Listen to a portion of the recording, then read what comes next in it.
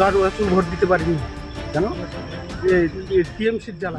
সন্দেশখালী বিধানসভায় শেখ শাহজাহানবিহীন ভোট দিয়ে খুশি এলাকাবাসীরা।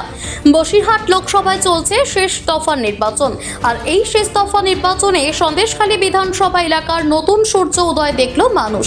তাদের দাবি, বামফ্রন্টের আমলে তারা ভোট দিয়েছিল, তারপর ক্ষমতায় এসেছিল তৃণমূল সরকার, আর এই তৃণমূল সরকারের আমলে সন্দেশখালী বিধানসভা এলাকার মানুষ বেশিরভাগ তারা ভোট দিতে পারেনি।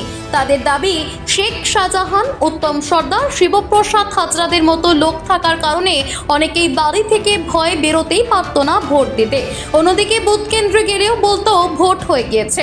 এবার ভিন্ন চিত্র দেখা গেল সন্দেশখালী বিধানসভা এলাকায়।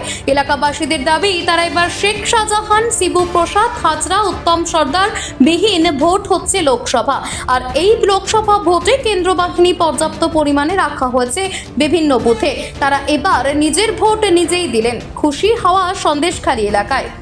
সাজন শেখ আমাদের মোটামুটি ভয় দেখে হুমকে দেখিয়ে আমাদের ভোট দিতে দেয় না। যেহেতু কেন, আমরা বাড়িতে আছি, ওরা আমাদের টিকিট ফিট সব নিয়ে বলছে ভোট হয়ে গেছে।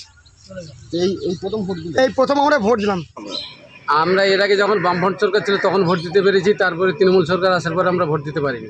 গন্ডগোল ঝামেলা নেই কেন? এতদিন 12 বছর ভোট দিয়েছি আমরা, আমাদের ভোট আমরা দিতে পারি। আমাদের কাগজ অন্য লোক ভোট দিচ্ছে, এবার শান্তিপূর্ণভাবে এই মুহূর্ত পর্যন্ত এখনো শান্তি আছে। দারু এখন ভোট দিতে পারিনি। কেন? টিএমসির জ্বালা।